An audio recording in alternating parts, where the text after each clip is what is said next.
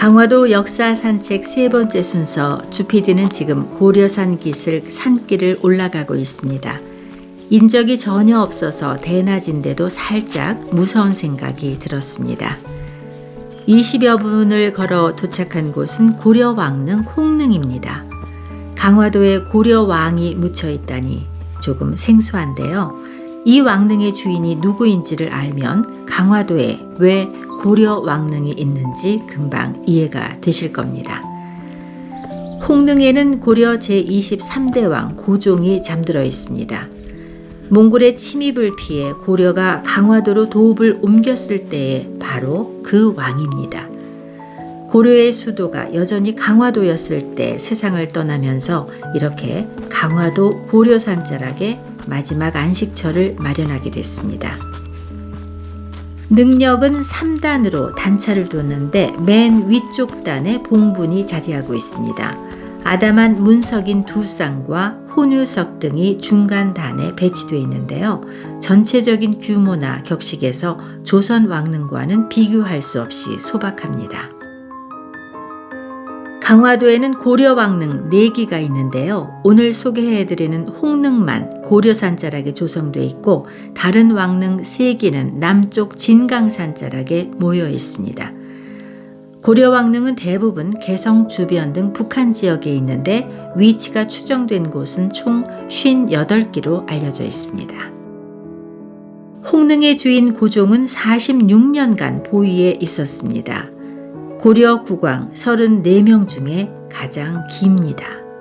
하지만 지존으로서 그의 나날은 영광스럽지도 평화롭지도 않았습니다. 기나긴 세월 최씨 무신 정권에 눌려 지냈고 몽골의 침략으로 국가적 위기 상태에서 살았습니다. 그가 즉위한 해는 1213년 22살이었습니다. 이때는 최씨 무신 정권의 제1대 집권자 최충원이 17년째 권력을 쥐고 있을 때입니다. 그 전에 불안한 무신 집권자들과 달리 최충원의 1인 지배 체제는 강하고 안정적이었으니 국왕이 설 자리는 더욱 좁았습니다. 즉위한 지 6년이 지나 최충원이 사망하고 그 뒤를 아들 최우가 이어받았습니다. 최우는 국가 권력을 더욱 사유화해 아버지보다 더 큰 권력을 누렸습니다. 말 그대로 고종은 허수아비에 불과했습니다. 그런데 최충원이 죽기 직전 향후 나라의 운명을 경당 속으로 몰아넣은 세력이 고려 땅에 그 실체를 드러냈으니 바로 몽골이었습니다. 몽골군은 고려에 침입한 거란군을 소탕한다는 명분으로 침범해 고려와 형제 관계를 맺은 후 돌아갔습니다. 힘없는 왕이 즉위 6년 후 직면한 거대한 외적 몽골. 그러나 이때의 사건은 그가 죽을 때까지 시달려야 했던 몽골 침략의 서막에 불과했습니다. 아나무인의 자세, 과다한 곡물 요구로 악명 높던 몽골 사신 저고여가 귀국길에 살해되는 사건이 일어나고 그 6년 후 몽골은 고려의 책임을 물어 대대적인 침략을 감행합니다. 향후 28년간 이어지는 침략의 시작이었습니다. 귀주와 황주 등에서 고려군이 승전하기도 했지만 몽골군은 국경을 넘은 지 4개월 만에 개경을 포위하고 고려는 황급하게 강화를 요청하게 됩니다. 강화를 받아들인 몽골군은 다루가치라고 불리는 몽골 관리들을 고려에 배치해 일종의 내정 간섭 통로를 만든 후 철군했습니다. 몽골군이 철군한 후 고려는 전격적으로 강화도로 천도를 단행했습니다. 항복이 아닌 항전을 택한 것이었습니다. 천도를 주도한 사람은 당시의 최고 권력자 최우였습니다. 종묘와 사직이 있는 300년 도읍 개경을 버리고 섬으로 들어간다?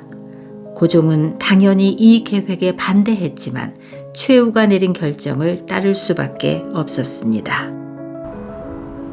화친을 약속했던 고려가 섬으로 천도해 항전 태세를 갖추니 이후 몽골의 대응은 불을 보듯 뻔한 것이었습니다.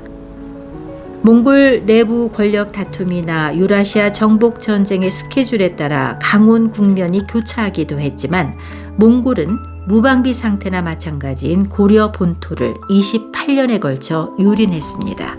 오직 국왕과 조정 신료 그리고 무신 권력자들이 있는 강화도만 안전지대였을 뿐입니다.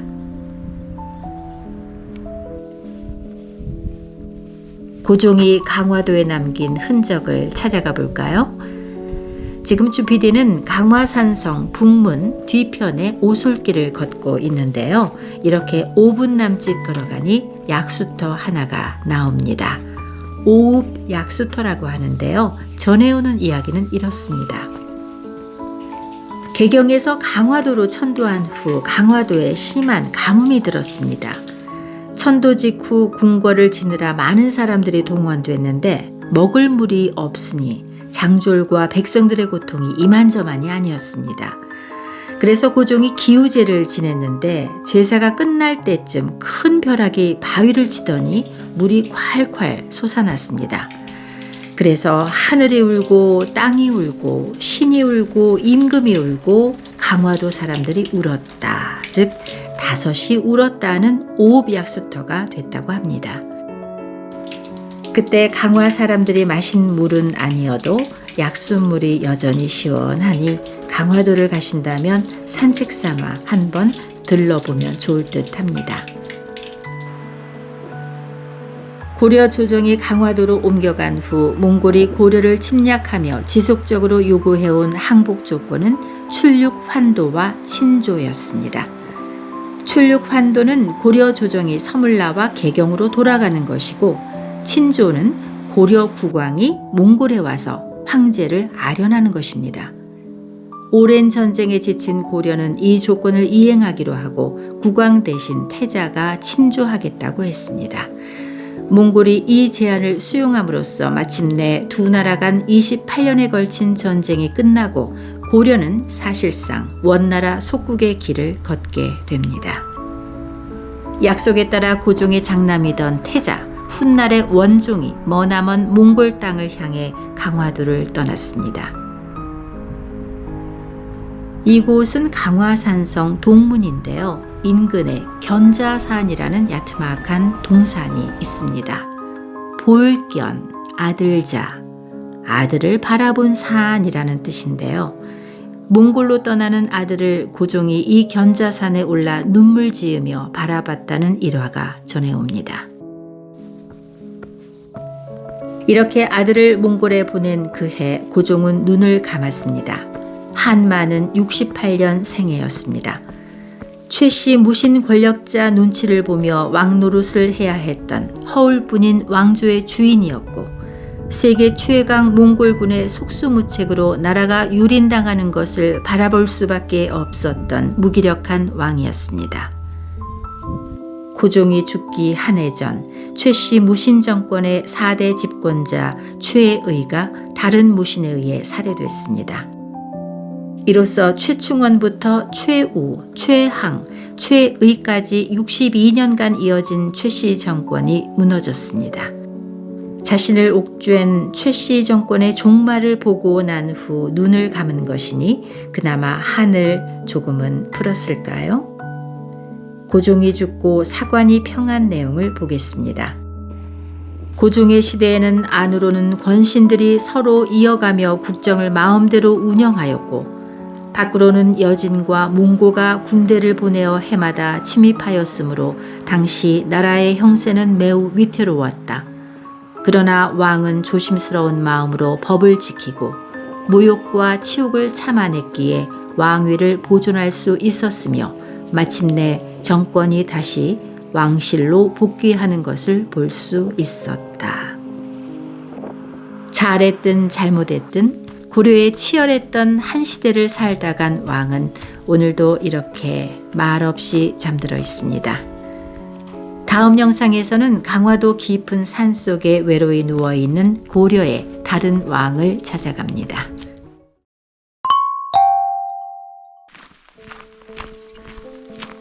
해가 뉘엿뉘엿 넘어가고 있는 시각, 주PD가 바삐 길을 재촉하고 있습니다. 이곳은 강화도 진강산 기슭인데요.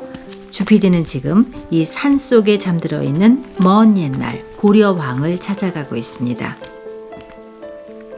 20-30분 걸어가니 왕릉으로 올라가는 가파른 돌계단이 나타납니다. 해지기 전에 도착하려고 서둘러서인지 이미 힘이 빠져서 계단을 힘겹게 올라갑니다. 몇 단계 높이를 달리한 왕릉구역에서 맨 위쪽에 봉분이 자리 잡고 있습니다. 왕릉이라고 하기에는 소박하기 이를 데 없고 봉분은 돌담으로 둘러싸여 있어서 조선시대 왕릉과는 큰 차이를 느낄 수 있습니다. 이 무덤의 주인은 고려 제21대 왕 희종입니다. 희종은 보위에서 내려온 상태에서 강화군 교동도에서 숨졌는데 그때는 고려가 몽골의 침략을 피해 수도를 강화도로 옮겨왔던 시기였기에 이렇게 강화도 산속에 묻혀 있습니다. 38년간의 강화도 시기를 제외하면 고려 도읍은 430여 년간 개경이었습니다. 그래서 고려 왕릉 대부분은 지금 북한의 개성 주변에 있습니다. 희종은 그 시기에 다른 왕들과 마찬가지로 무신 정권 치하에서 정상적인 군주 노릇을 하지 못했습니다. 이의방 정중부 경대승 이의민에 이어 정권을 잡은 최충원은 기존 무신 집권기 국왕이던 명종을 폐위시키고 새 국왕을 옹립했습니다. 20대 신종입니다. 신종은 얼마 후 자신의 아들을 왕위 계승자 즉 태자로 임명했는데 그가 훗날의 희종입니다. 희종은 태자 시절부터 최충원 집안과 악연으로 얽히게 되는데 먼저 그의 혼사를 둘러싸고 최충원 형제 사이에서 고륙상쟁이 일어납니다. 형과 함께 쿠데타의 주역이던 동생 최충수가 자기 딸을 태자와 혼인시키려 한 것이 발단이 됐습니다. 최충수가 이미 있는 태자빈을 쫓아내고 자기 딸을 태자빈으로 만들려고 하자 최충헌이 반대하고 나선 것입니다. 이에 두 사람은 개경 한복판에서 수천 명의 사병들을 동원해 일전을 벌였고 싸움에서 패한 최충수는 죽임을 당했습니다. 이 사건을 통해 최충헌은 확고하게 지배력을 다지게 됩니다. 자신의 혼사를 둘러싸고 최씨 형제가 칼부림을 하는 광경을 당시 태자는 어떤 심정으로 바라봤을지 궁금해집니다. 어쨌든 이 사건 7년 후 태자는 아버지의 뒤를 이어 보위에 올랐습니다. 21대 왕 희종입니다. 희종 시대의 최충원은 역대 무신 집권자 누구보다도 강력한 권력을 구축했습니다. 왕이나 쓰는 일산, 즉 커다란 비단 양산을 받쳐들게 하고 평상복 차림으로 궁궐을 드나들었으니 영락 없는 국왕이었습니다. 그전 무신 집권자들이 신용일망정 신하의 모습을 지킨 것과는 달랐습니다.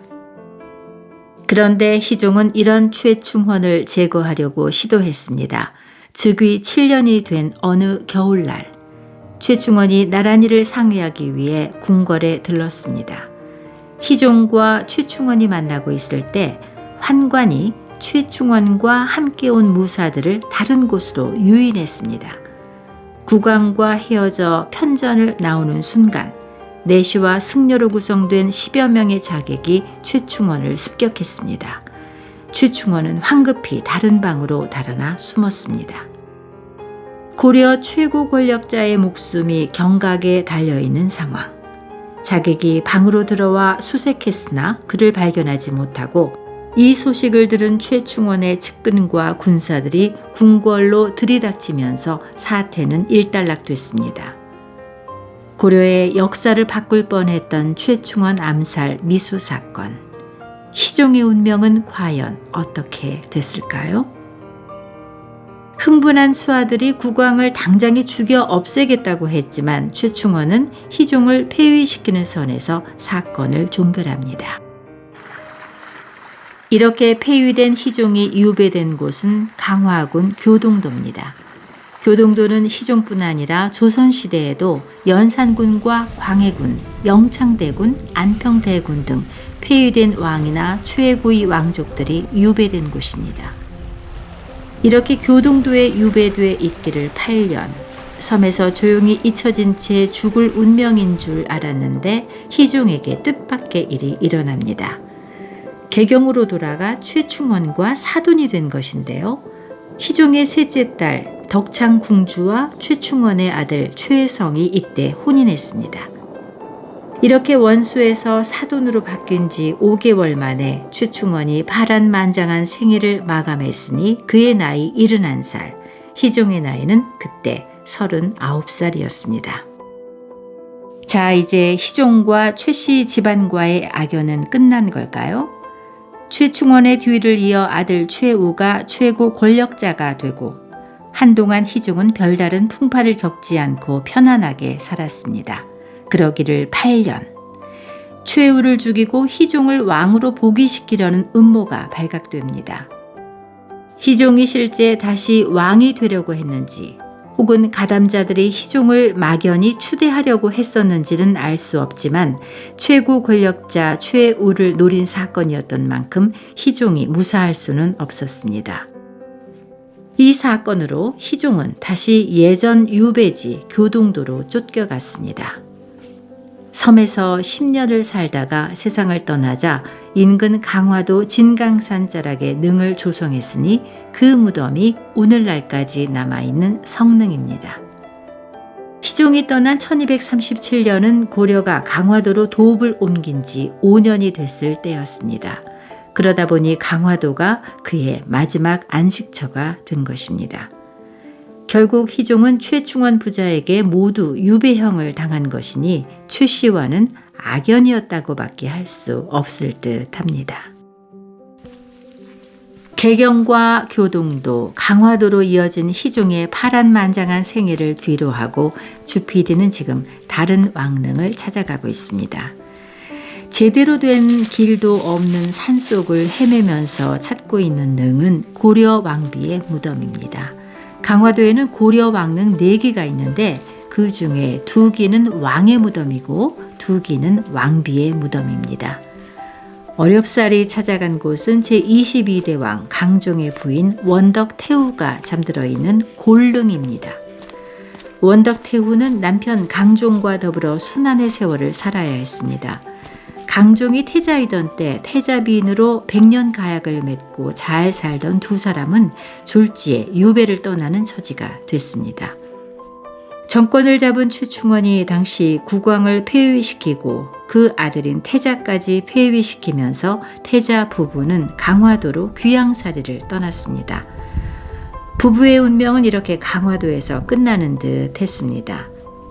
그런데 앞서 소개한 희종의 최충원 암살 시도가 실패하고 희종이 폐위되면서 강화도에 있던 태자가 60살이나 되어 졸지에 국왕으로 선택됐으니 그가 바로 22대 왕 강종입니다. 최충원에 의해 태자에서 쫓겨났다가 다시 최충원에 의해 국왕으로 옹립됐으니 당시 최충원의 무소불위의 권력을 다시 한번 느끼게 됩니다. 강종은 불과 2년 후 사망하게 되고 홀로 된 원덕태후는 훗날 고려가 강화도로 천도할 때 강화도로 이주했다가 생을 마쳤습니다.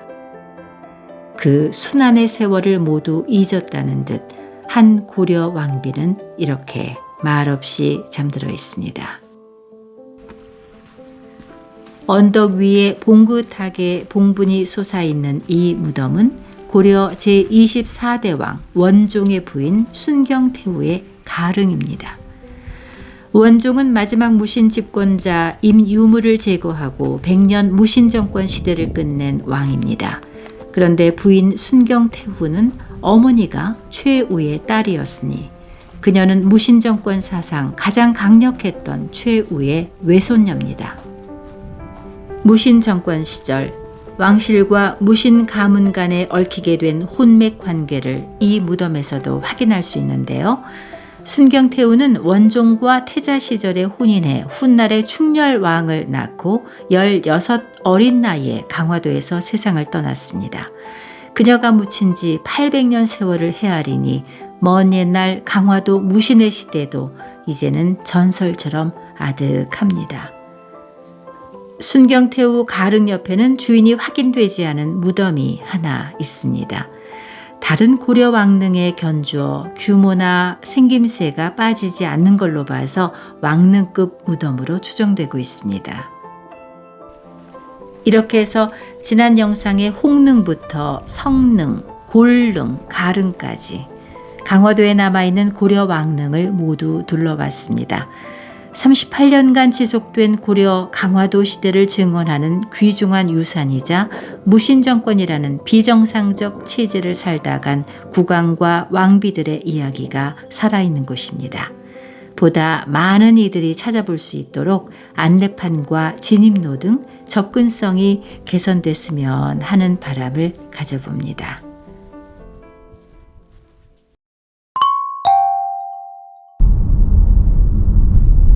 주PD는 지금 경기도 고양시의 한적한 지방 도로를 달리고 있습니다.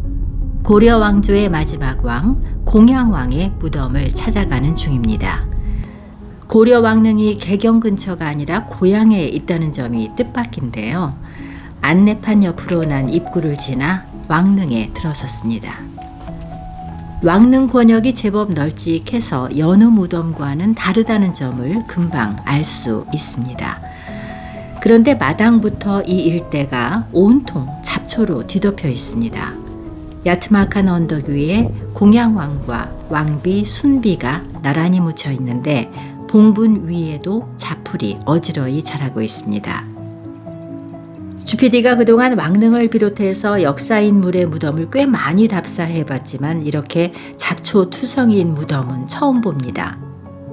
474년 고려 왕조의 막을 내린 망국의 임금이어서일까요? 더욱 애잔한 기분이 들었습니다.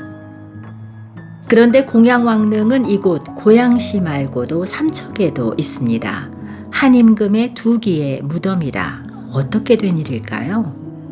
그 사연은 조금 뒤에 알아보기로 하고 먼저 역사의 물줄기가 바뀌던 공양왕의 그 날로 시간 여행을 떠나볼까요? 고려에서 조선으로 왕조 교체의 서막이 올랐습니다. 요동 정벌군으로 떠난 이성계가 돌연 위화도에서 기술을 돌려 개경을 접수하고 군부 최고 실력자 최영을 제거했습니다. 당시 국왕 우왕은 폐위됐고 그의 아들이 9살 어린 나이에 옹립됐습니다. 창왕입니다. 1388년의 일입니다. 이듬해 최영의 인척인 김저가 경기도 여주에 유배 중이던 전왕 우왕을 몰래 만났습니다. 이 자리에서 우왕은 칼을 내려주면서 이성계 일파를 제거하라고 주문했는데 그 모의가 발각되고 맙니다. 이 사건의 여파로 우왕은 강릉으로 옮겨지고 창왕도 폐위됐는데 두 사람 모두 곧 죽임을 당합니다. 창왕 폐위 후 새롭게 국왕으로 선택된 인물이 왕요, 고려 제34대 왕이자 마지막 왕 공양왕입니다. 그런데 이성계 제거는 전왕 우왕이 시도한 것이고 창왕과는 관계가 없었음에도 왜 창왕까지 폐위시키고 곧바로 죽이기까지 했을까요? 폐가 입진, 즉 가짜를 폐하고 진짜를 세운다는 논리였는데 여기서 창왕은 가짜, 공양왕은 진짜라는 겁니다. 창왕의 아버지 우왕은 공민왕의 뒤를 이어 즉위했습니다. 공민왕의 아들 자격으로 왕위를 계승했습니다. 그런데 이성계 측의 주장에 의하면 우왕은 공민왕의 자식이 아니라 신돈이 여종에게서 낳은 아들이다. 그러니까 우왕의 아들 창왕도 신돈의 자손, 즉 가짜라는 것입니다. 반면에 공양왕은 20대 왕 신종의 7대 손으로 왕씨 혈통을 이어받은 진짜라는 겁니다. 우왕이 신돈의 씨라는 소문이 파다했으니 영 엉뚱한 논리는 아니었습니다. 왕위에 오르리라고는 꿈에도 생각하지 않던 공양왕은 1389년 그의 나이 45세 되던 해 하루아침에 이성계 일파에 의해 왕으로 선택됐습니다. 국왕으로서 입지가 매우 취약했을 것이라는 점을 알 수 있습니다. 위화도 회군 이후 조준, 정도전 등 이성계의 핵심 참모들은 단순한 정권 쟁취가 아니라 새로운 시대 정신을 지닌 새로운 왕조 창업을 목표로 움직여 왔습니다. 이성계를 왕으로 세우려는 이들에게 공양왕은 그저 시간 벌기용 임시 국왕에 지나지 않았습니다. 새 임금 길들이기는 즉위 직후부터 시작됐습니다. 신하들은 사사건건 상소를 올리며 왕을 압박했습니다. 주로 반이성계파를 벌주라는 요구였는데 위화도 회군을 함께한 후 노선을 달리한 조민수, 고려 유학자들의 어른격인 이색 등이 표적이 됐습니다. 이성계는 시도 때도 없이 벼슬에서 물러나겠다고 청했습니다. 그때마다 왕은 그를 달래가며 복귀시켜야 했습니다. 이런 압박 속에서 무너질 뻔도 한데 공양왕은 시간이 갈수록 이성계 측과 대립각을 세웠습니다. 이성계의 반대파를 공신으로 책봉한다거나 이성계 측 대관들을 파면한다거나 하는 식으로 일종의 저항을 계속했습니다. 즉위 이듬해에는 극심한 반대를 물리치고 왕의 거처를 개경에서 한양으로 옮겼습니다. 왕과 가족이 이사갔을 뿐 아니라 조정을 2개로 나눠 일부를 한양에 둠으로써 왕을 개경에 묶어두려는 이성계 측의 요구를 거부했습니다. 5개월 만에 개경으로 돌아오기는 했지만 공양왕은 의외로 그리 호락호락하지 않았습니다. 즉위 후 2년이 지났을 때 공양왕은 이성계의 최측근인 정도전을 유배 보내고 그의 2 아들도 관직을 박탈해 폐서인했습니다. 언제부터인지 공양왕은 조금씩 전국의 주도권을 잡아갔는데 가장 큰 원군은 정몽주였습니다. 정몽주는 신진 사대부의 대표격으로 인품과 학식 그리고 정치력과 결단력을 갖춘 인물이었습니다.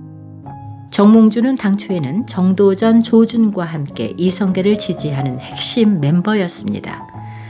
창왕을 폐하고 공양왕을 옹립할 때까지만 해도 정몽주는 이성계와 행동을 함께 했습니다. 그런데 공양왕 즉위 후 조금씩 멀어지더니 어느덧 정몽주는 이성계 세력의 최대 정적이 됐습니다. 토지개혁이나 역성혁명 같은 핵심 쟁점에서 노선이 달랐고 스승인 이색을 향한 이성계 측의 지속적인 공격에도 반감을 가졌습니다. 이렇게 공양왕과 정몽주가 정치적 동지가 된 상황에서 이성계 세력이 벼랑 끝에 위기로 몰리게 된 사건이 일어났으니 이성계가 황해도 해주에서 사냥을 하다 말에서 떨어져 중상을 입은 것입니다. 공양왕과 정몽주는 기회를 놓치지 않고 이성계 일파에 대한 대대적인 공세를 감행했습니다. 정도전, 조준, 남은, 윤, 소중 등 핵심 인사들을 탄핵해 삭탈 관직하거나 유배 보냈습니다. 정도전은 이때 유배지에서 압송돼 하옥된 채 처형 직전까지 몰렸습니다. 만일 이대로 사태가 진행된다면 이성계 측근들은 대거 제거되고 결국 칼끝이 이성계에게까지 향할 수도 있었습니다. 이런 일촉즉발의 위기에서 사태를 급반전시킨 인물이 이성계의 5째 아들 이방원이었습니다. 그는 아버지의 허락도 받지 않은 상태에서 측근 무사들을 동원해 정몽주를 척살해버립니다. 정몽주가 사라지자 이성계의 맞설 세력은 더 이상 고려에 남아있지 않았습니다. 이 사건 3개월 후 공양왕은 폐위됐습니다. 2년 8개월에 불과한 짧은 치세였습니다. 폐위 직전까지 이성계에게 굴욕적인 군신 동맹을 제의하며 신변 안전을 보장받으려 했지만 받아들여지지 않았습니다. 폐위 닷새 후 1392년 7월 17일 이성계는 보위에 올랐습니다. 폐위와 함께 공양왕은 공양군으로 강등돼 강원도 원주로 유배됐습니다. 이어 고성으로 다시 삼척으로 옮겨졌습니다. 유배된 지 2년이 채 안 돼 고려의 마지막 왕은 함께 유배된 두 아들과 함께 삼척에서 교살형으로 생을 마감했으니 그의 나이 50살이었습니다. 현재 공양왕릉은 고향과 삼척에 있는데 조선왕조실록에 고향 공양왕릉이 언급돼 있다는 점에서 고향 공양왕릉이 조선 이래 공식적인 능으로 취급받았다고 할 수 있습니다. 공양왕이 삼척에서 공양군 신분으로 사망하자 현재 무덤이 조성됐다가 후에 조선 태종 때 왕으로 복권되면서 한양 인근 고향으로 이장됐을 것이라는 추정이 유력하게 제기됩니다. 고향 공양왕릉 주변에는 공양왕과 관련한 전설과 지명이 여러 전해오고 있는데요. 주피디는 지금 그와 관련한 약수터 하나를 찾아가고 있습니다. 공양왕릉에서 약 500m가량 떨어진 곳에 있는 대궐 약수터인데요. 전하는 이야기에 따르면 공양왕이 왕비와 함께 인근에 피신해 있을 때 이 약수터에서 물을 마셨다고 합니다. 공양왕이 삼척에서 죽은 것이 역사적 사실이지만 전설은 왕이 삼척에서 탈출해 고향으로 피신했었다고 말하고 있습니다. 이곳은 고양시 식사동에 있는 어치미 공원입니다. 임금을 나타내는 잠을 잔다는 침자로 이름을 지었는데요. 임금 즉 공양왕이 피신 시절 이곳에서 하룻밤을 잤다는 전설을 담고 있습니다. 식사동은 먹을식 절사자를 써서 공양왕에게 음식을 제공한 사찰이라는 유래를 갖고 있습니다. 고려의 마지막 왕이 조금이라도 더 살았으면 하는 바람이 이런 이야기들 속에 담겨 있는 듯합니다. 공양왕은 왕조 교체라는 중대한 역사적 변곡점에서 우연히 무대 위로 불려나와 왕조의 종말을 막아보려고 나름대로 몸부림쳤던 왕이었습니다. 하지만 474년 세월을 지나며 온갖 모순이 누적된 나라에서 그 몸부림이 구시대의 연장 말고 어떤 의미가 있었을까 생각하면 왠지 허망하기도 하고요. 새로운 시대 정신은 그가 아닌 새로운 인물과 나라를 원했으니 그것이 바로 도도한 역사의 흐름 아니었을까요? 주피디의 역사 여행이었습니다. 고맙습니다.